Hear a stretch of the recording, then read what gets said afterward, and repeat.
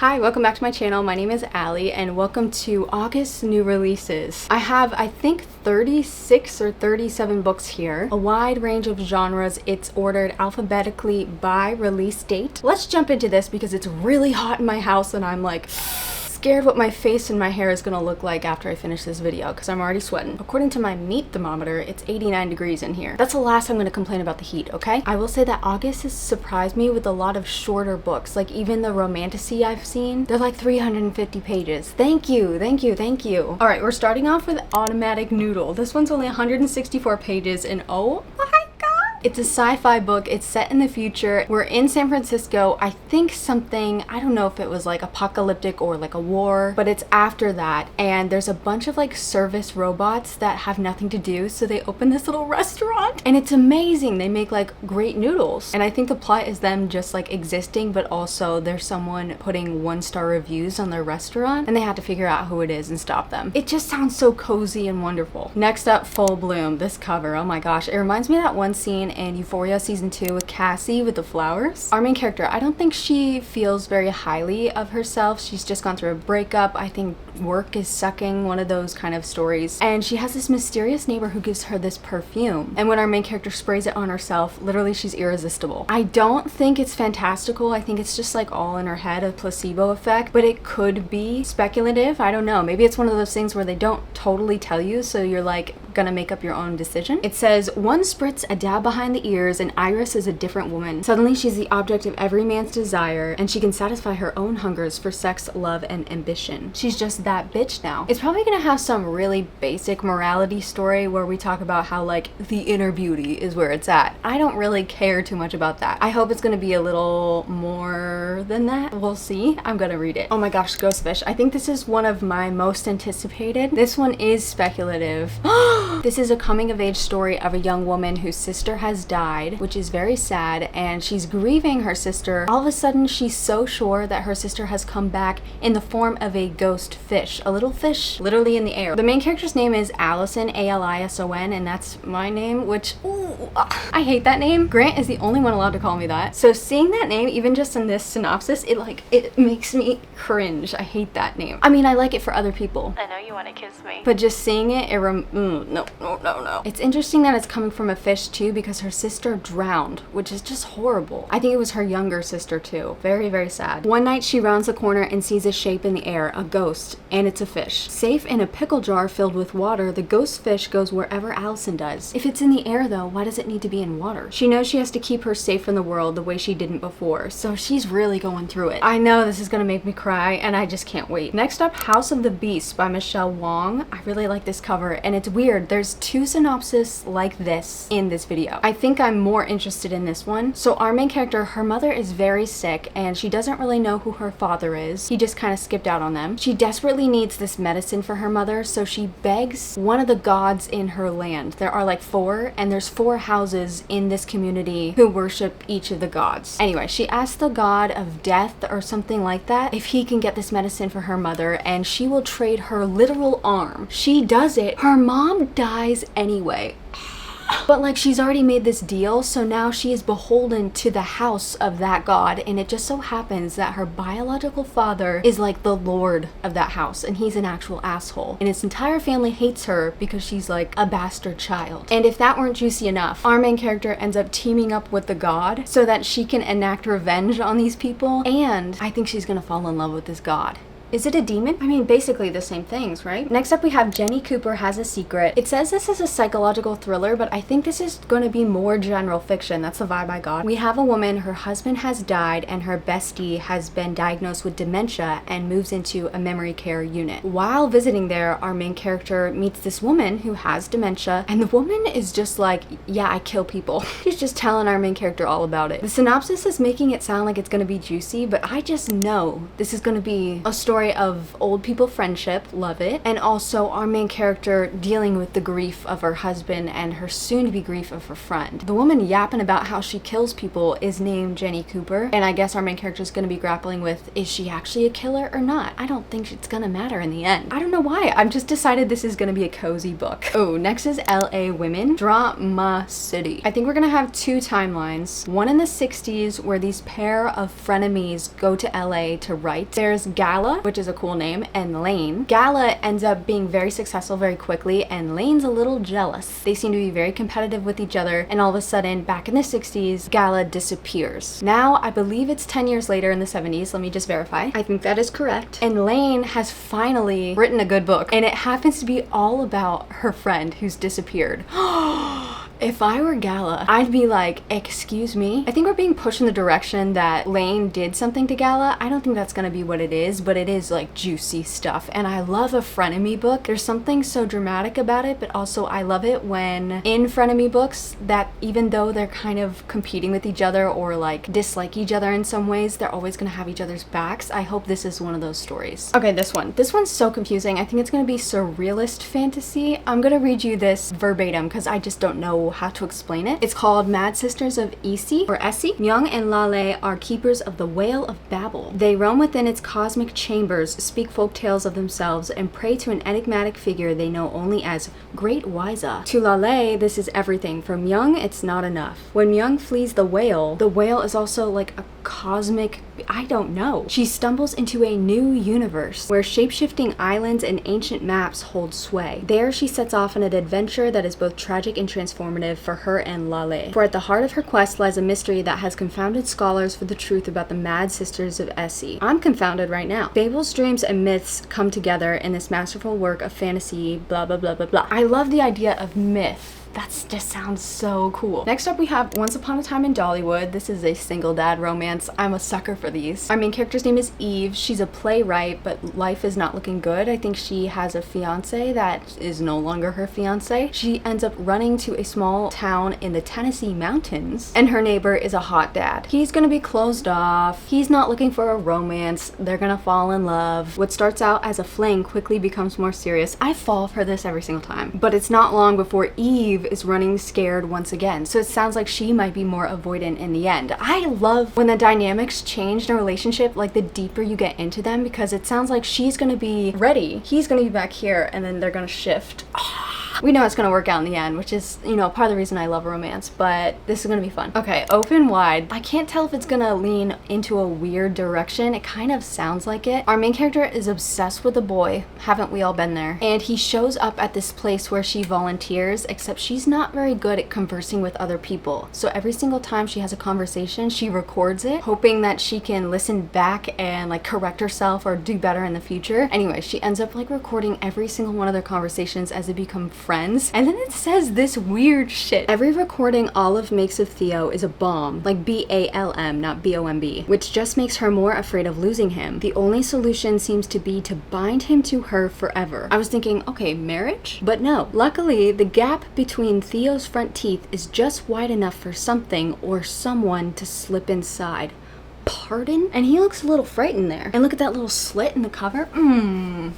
Next up we have Tantrum by Rachel Eve Moulton. Love this cover. This is the author of The Insatiable Volt Sisters, which was a 5-star prediction, and then it ended up being a 2.5 for me, which honestly was devastating. One of my main complaints though, and I think the reason why I had other complaints, was that it was too damn long. But this seems to be like a novella. It's 192 pages, so maybe I'll get everything I want out of this without like the length getting in the way. The entire synopsis is that a new mom is pretty sure that her baby is a monster. When she comes out of the womb, she looks pretty normal, it sounds like, but our main character says she knows her baby girl is a monster. Not only was Lucia born with a full set of teeth and a devilish glint in her eye, but she was always hungry, indiscriminately so. One day, Lucia pointed at her baby brother, so it seems like we're gonna skip some time, looked Thea dead in the eye and said, "I eat." Oh my god, sounds like Lucia is an icon. Thea doesn't know whether to be terrified terrified or proud of her rapacious baby girl. Then I think we're gonna go into the mother's traumatic childhood. There's probably gonna be things coming out. We're gonna question whether this is real or not, but that's definitely not gonna be the point of the book. I think it will be fun though. Next up, The Build-A-Boyfriend Project by Mason Deaver. This is apparently his debut adult romance, which is weird because I've had this book for a couple years. I haven't read it yet, but I was so sure this was adult. Oh well. Our main character, I think, works at a magazine, but he's an assistant. He's dying to be a writer. His friends set him up on a date because I don't think he's ever dated before, or like they just want him to date, and the date goes terribly wrong. He goes to work and he tells his friends all about it. His boss actually suggests that our main character write an article, go on a bunch of dates, and like explain the situation, kind of like Andy Anderson. But also like Andy Anderson, our main character wants to write about something bigger than that. So our main character is gonna go back to that guy that he had the bad date with. He's gonna interview him over a series of dates about growing up queer in the South, and that guy is going to teach him how to be a better dater. What is that guy getting out of this? I mean, obviously he's in love with him, but like what?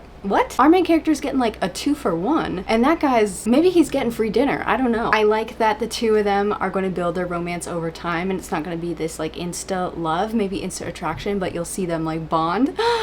I feel like there's going to be good banter in this one. Okay, this is the other one where a girl makes a deal with the devil for revenge. No, it's a god, sorry. Our main character is killed at the altar, yikes, by her new husband. I guess they are like enemy kingdoms, I don't know. And she did it to try to save her people. He kills her. Her spirit meets like a death god, and she makes a pact with him to take revenge, but also to save her people. This one sounds a little bit more serious and political, whereas this book seemed more like family revenge, family drama, which I'm gonna always lean more toward, but this cover has also got all the vibes. Like, tell me that's not a demon. Oh, and of course she's gonna fall in love with this god, and she doesn't know if she actually wants to go back because she's having a lot of fun with him, so we'll see. The Hounding. I've had this NetGalley for a while, and I've been saving it. I'm scared I'm gonna keep saving it. I'm not very good at reading my arcs because I get nervous. This says it's The Crucible meets The Virgin Suicides, and I just read Slewfoot. Oh, I'm scared to go back here. But there's a small little town, and I guess weird stuff has always kind of happened there with like different kind of animals. For example, ravens end up gathering on the roofs of people about to die. That's pretty cool. Well, I mean,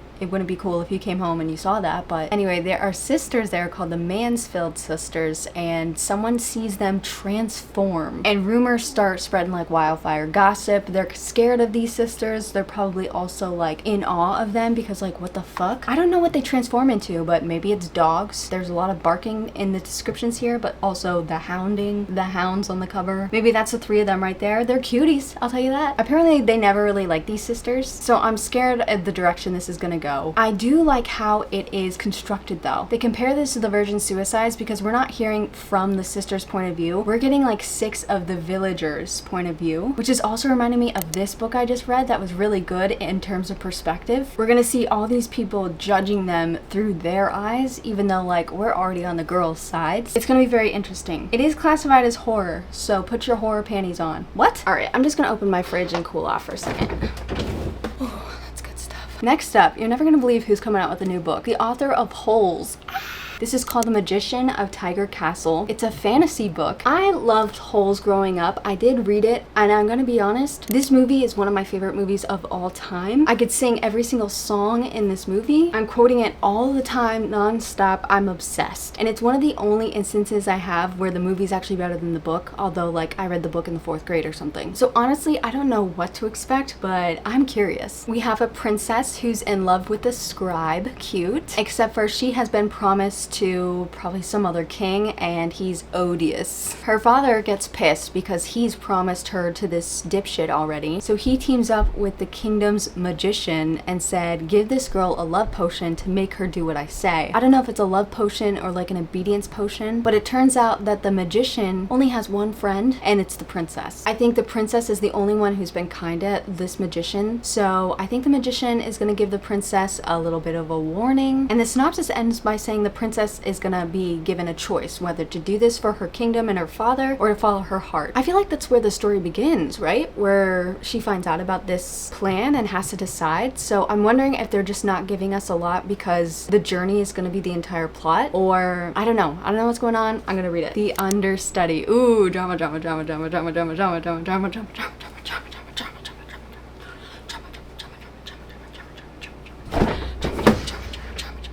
This is a mystery story. It just sounds so juicy. We're following an opera singer, which is not something I thought I'd be excited for, but she is the star, and she happens to have an understudy. The understudy, she's out to like become the star. And at first our main character thinks it's just kind of a weird coincidence, and she thinks the understudy's gumption is just kind of funny and cute, and then like someone dies and it looks like this bitch did it. I just love this cover. Like, how creepy is that? I can't tell if that's the understudy or if that's like our main character looking paranoid as fuck. I feel like this is gonna be comedic, but also it could go in the vein of like Black Swan. Our girl ends up investigating the understudy, talking to all like her past theater people. I don't know, theater and opera is not the same word. Her old co-workers, her old friends and family. So now it looks like our girl is obsessed with her. So I don't know, I feel like this is gonna be fun. And last for this first week, we have Zom Rom-Com. This is a apparently new series, the Supernatural Entanglements Book 1. This is in a futuristic time where there has already been a zombie apocalypse, and apparently there's a new wave of it. As soon as it comes out that this is happening, our main character goes to save her neighbor, this big hot dude, and it turns out he's a vampire.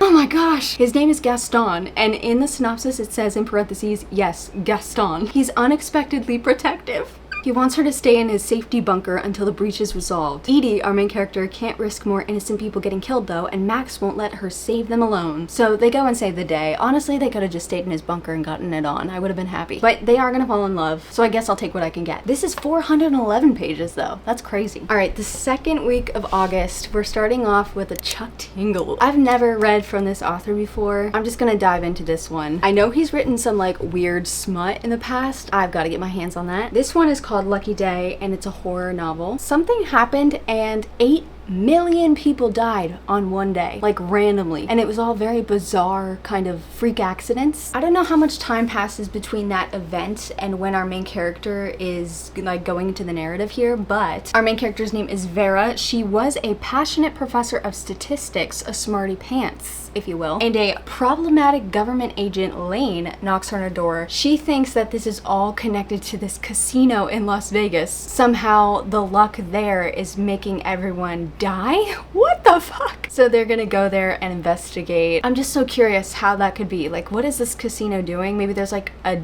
demon involved, sort of sacrificial kind of thing. I'm just so, this is like unlike anything I've heard of before, so I have to read it. Plus, I don't know if it's rude of me to assume that these two are gonna like end up hooking up, but I'm smelling a love story here. Next up we have Ruins by Amy Taylor, and this has already been announced that they're making this into a movie. Sebastian Stan's gonna be in it. How does that happen? Like, do screenwriters just ask for arcs and then they're like, ooh, let's jump on this? What? How does that work? This married couple ends up going to Greece, and I think they're in a dry period of their relationship, or like some shit has gone down, or they're just like drifting apart, but they meet this woman there and they invite her into their mess. But it turns out she's just gonna make it a little bit messier. I think the thing I'm most intrigued by is that it says they're all engaged in a struggle for control. They're all trying to be like the top dog. I don't know why. This just seems atmospheric. We're in Greece in the summer. It seems messy, and it seems like they all got secrets, or they all have plans for how this is gonna go, and they're trying to like manipulate each other. I feel like Alison De Laurentiis would love this book. I know you want to kiss. It says it's a modern Greek tragedy, so don't expect a happy ending here. Next up, Seduction Theory. I just saw a TikTok going in depth about this painting, and I was so fascinated by it. I was thinking, God, I'd love a book about this. I think maybe we're getting it here. And when I tell you that this synopsis is bringing the drama, like, yes! We have a professor. She's very popular. Her husband is also a lecturer at this university. People call them like the golden couple. She finds out he's having an affair with, I think, his assistant. Our main character starts becoming obsessed with their, how do I say this? She's like a mentor to a student, and she's becoming a little bit invested in her life. I don't know if it's romantic. Obviously, that's questionable behavior. But this student is listening to all of this drama, and guess what she does? She writes a thesis paper on the entire fucking mess and reveals it at the thesis reading. I forget what it's called, but like this professor lady thinks she's doing this mentor job. She thinks this girl is just fascinated by her and she looks up to her, but oh my God, I just can't believe it. I can't, like, whoa. Apparently the student fictionalizes this mess, but it's very clear that this is pretty invasive to a specific group of people that everyone kind of knows about.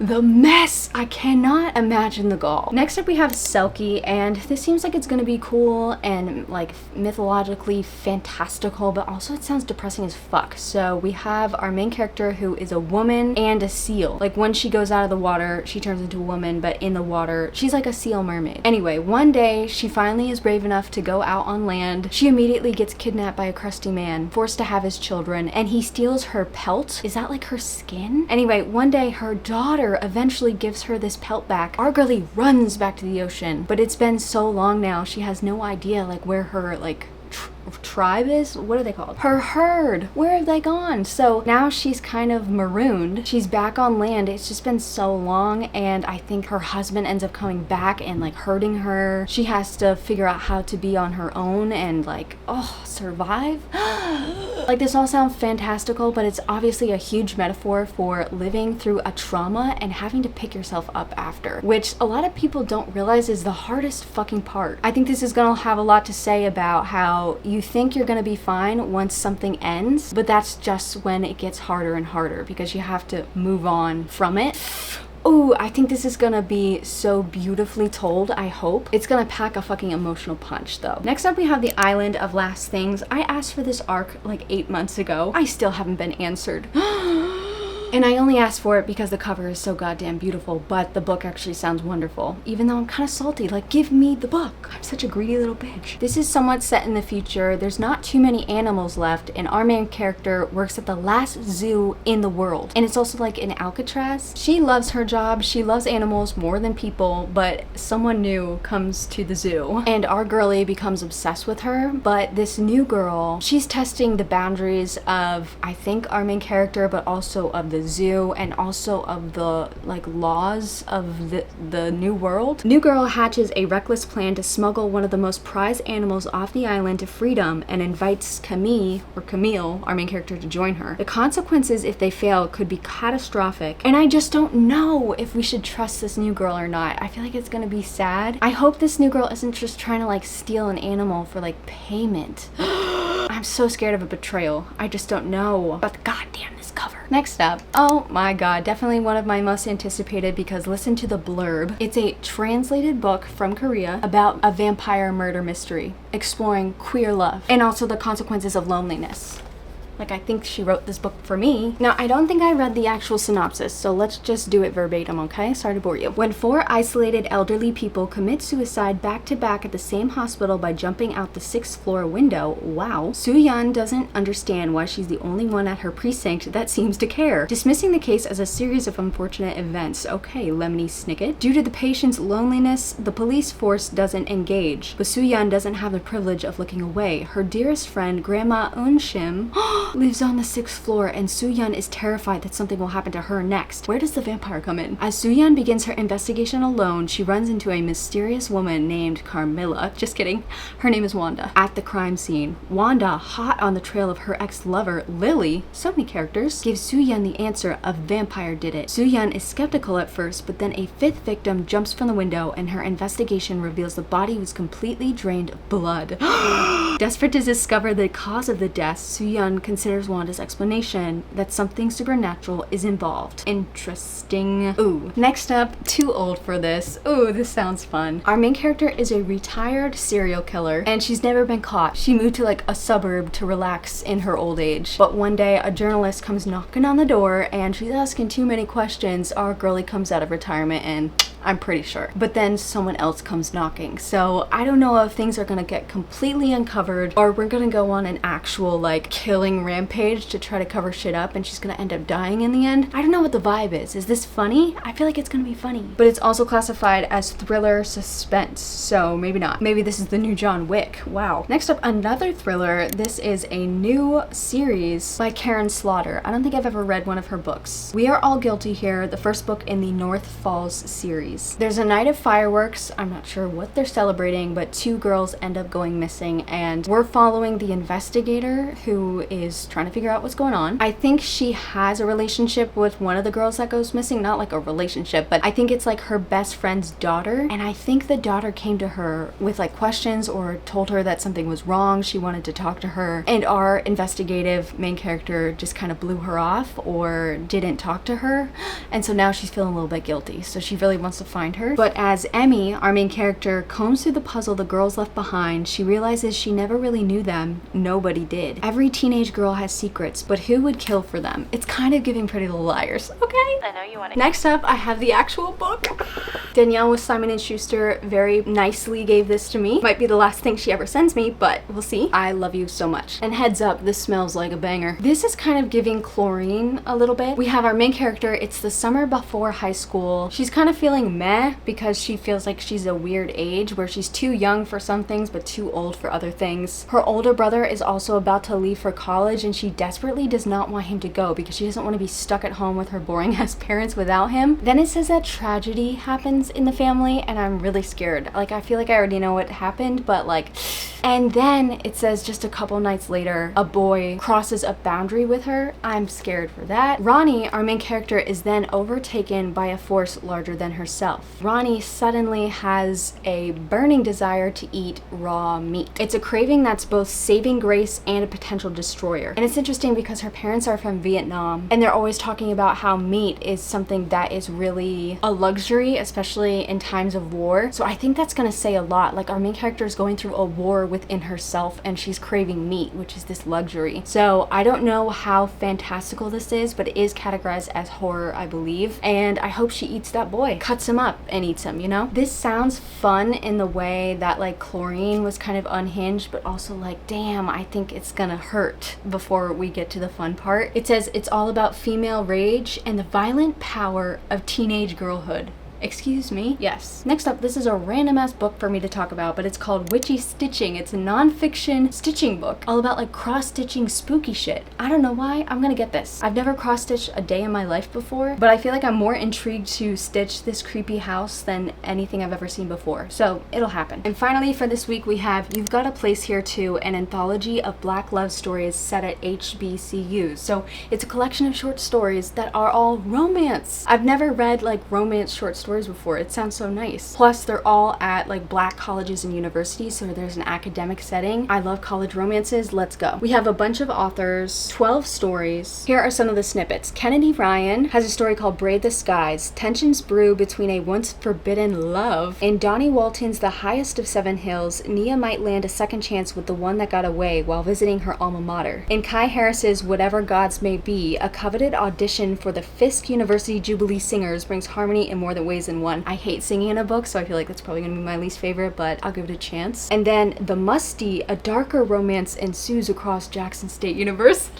A dark romance. Oh my god. I don't know why I've never thought to reach for like a romance short story collection. It just sounds like dopamine that I can grab at any time. Alright, the third week I only have 3 books here. We have the new T. Kingfisher. This is a Snow White retelling. It's called Hemlock and Silver. I have the NetGalley. I'm so excited for this one. I love T. Kingfisher and I love Snow White, but I think this is from the perspective of someone else, not through Snow. It's through Healer Anja. Let's just read this. Healer Anja regularly drinks poison, not to die, but to save, seeking cures for those everyone else has given up on. But a summons from the king interrupts her quiet herb-obsessed life. His daughter Snow, our girl, is dying, and he hopes Anja's unorthodox method can save her. Yeah, just kill his bitch-ass wife. Aided by a taciturn guard, a narcissistic cat, ooh, and a passion for the scientific method, Anja rushes to treat Snow, but nothing seems to work. That is, until she finds a secret world hidden inside a magic mirror. This dark realm may hold the key to what is making Snow sick, or it might be the thing that kills them all. I just love the way T. Kingfisher writes. I love her wit. I love her coziness. But also this retelling, I think this was like the retelling of Goose Girl. This touched a nerve in me, and it was like an emotional nerve. I love this book. So I'm hoping this does the same. And also this cover is gorgeous. Next up, Sweetener. We we have some more drama. August is all about that drama, and it's all about married people drama. We have a set of ex-wives. I don't think they've fully divorced yet though. Both of their names are Rebecca, and they end up dating the same girl and don't even know it. One of them is a grocery store cashier, and she literally has like $10 to her name, but she goes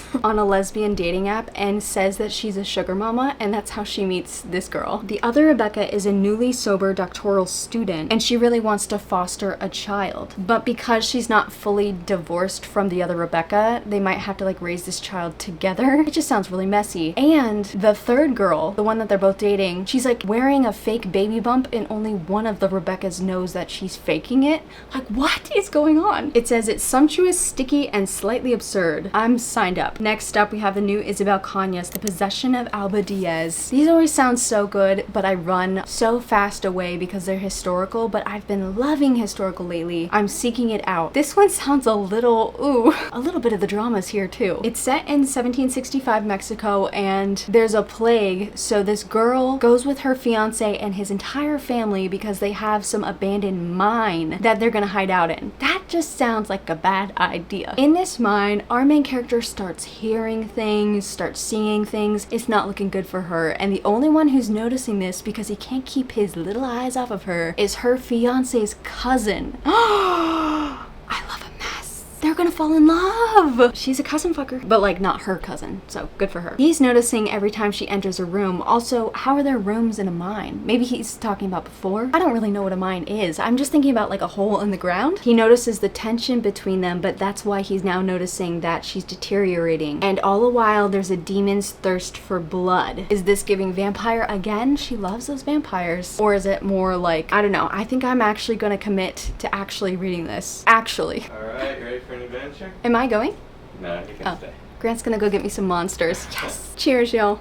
All right, last week of August, we're almost done. Oh my gosh, I have to read this one. It's called A New New Me by Helen Oyeyemi. I tried to read this author's book Pieces. This was like an impulse purchase based off the cover because there were mongoose on it, and I love seeing mongoose here in Hawaii. But it was just a bit too surreal where I couldn't figure out what the fuck was going on. I feel like there's a fine line for me. I love surrealism, but if it's getting in the way of my actual comprehension, I'm like, okay, wait, what are we doing? This one sounds weird though, and I have to sign up. It's kind of giving Severance, but I can't tell if it's actually happening or it's just the way this girlie thinks. Our main character's name is Kinga, except for she's not the only character, and she's not the only Kinga. She has a Kinga for every single day. Kinga A, B, C, D, E, F, and G. So we're gonna go with her throughout these 7 days and meet every single Kinga. Let's just read this. On Mondays, you can catch Kinga A deleting food delivery apps, but by Friday, Kinga E is happy to spend the day soaking wine drunk in the bath. That's about where I am right now. I don't even have a bath or wine. Kingas A through G, perhaps unsurprisingly, live a varied life. Between them is a professional matchmaker, a scent-crazed perfumer, and a window cleaner. So like they all have different jobs, all with varying degrees of apathy, anger, introversion, and bossiness. At least 3 of them are team toxic. Yes! It's an arrangement that's not without its fair share of admin, grudges, and half-truths. But when Kinga A discovers a man tied up in their apartment, the Kingas have to reckon with the possibility that one of them might be planning to destroy them all. Are you fucking kidding me? That's like editing, reading, filming, Allie all planning to destroy Allie. I'm sorry, this is like exactly what I want to read. Next up, we have Catabasis. I think there's a discussion of how this is actually supposed to be pronounced. I'm just gonna say Catabasis because it sounds pretty cool. This story sounds like something I'd enjoy, but I'm so intimidated by R.F. Kuang. We have 2 graduate students. I believe they're rivals, and they go to hell to get one of their professors. And the funny thing is, they don't even fucking like this professor, which makes me think that the professor is gonna end up being evil and try to kill them, but then they're gonna end up besties. I'm just here for a journey to hell. It's reminding me of Hellbent, and I know this isn't romance, but can please 2 academic rivals fall in love in this, please? Let's see if anyone's listed this as romance at all. 279 people put this as romance. Okay.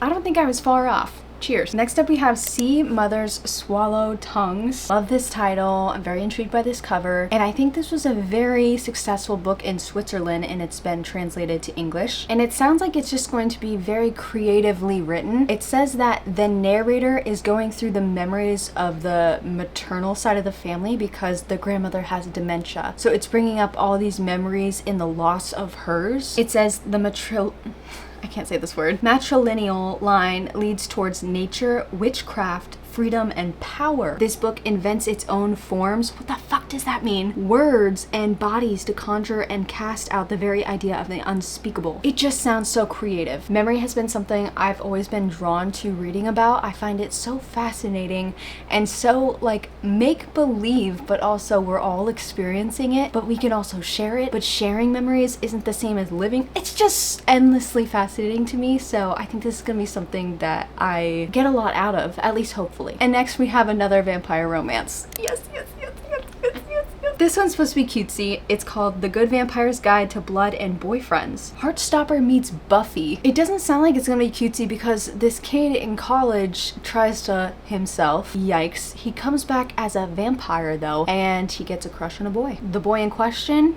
a librarian, okay? True love, baby. It's like if Buffy fell in love with what's his face? Which, yes, I thought about even though it would be problematic. What's his name? Jeeves? Oh god, this is embarrassing. Mr. Feeney? Giles! I thought he was hot. I'm sorry. Apparently there are like rumors or reports of a bunch of dead animals around the campus, so it looks like maybe our main character isn't the only vampire. I wonder if they're gonna be nice or he's gonna end up having to protect his hot librarian boyfriend.